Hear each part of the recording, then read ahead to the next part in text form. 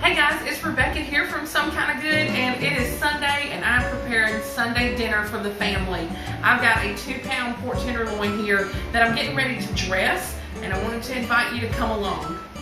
So this 2-pound pork tenderloin is just in a 9x13 casserole dish, as you can see. And I've got my olive oil here, some fresh herbs, a little bit of onion, and salt and pepper. So I'm going to take my olive oil and just drizzle it right down over the top of this pork tenderloin. Want plenty of oil. And then we're going to go in and season both sides liberally with salt and pepper. Lots of salt, lots of pepper. Get really great flavor. And I'm using a combination of both dried herbs and fresh herbs today. If you don't have one or the other, just use one. It's totally fine. I'm going to flip that pork tenderloin over now and season it with a little more salt and pepper.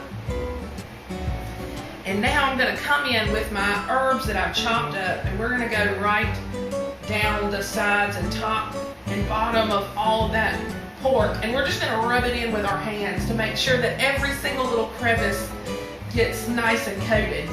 You can roll the pork tenderloin around in the 9x13 dish. That's what's so nice about having a big casserole dish.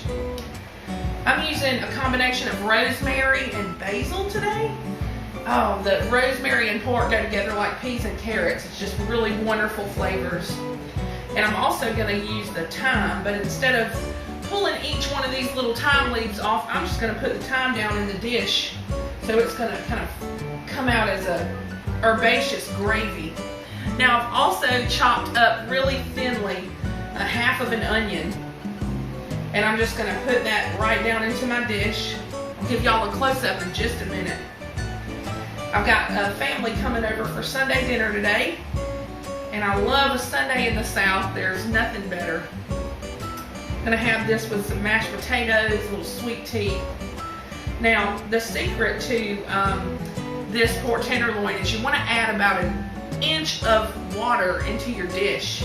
And that's going to ensure a nice moist pork tenderloin.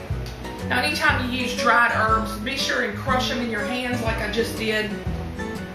I'm going to pile that pork down in there and add my water.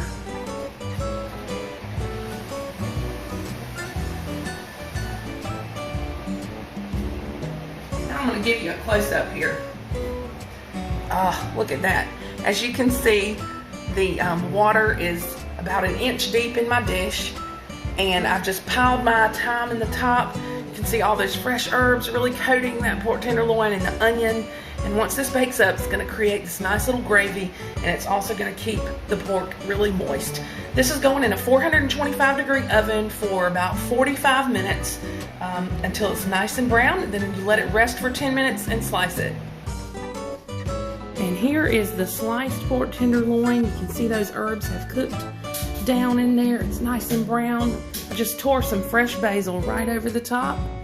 It's going to be some kind of good.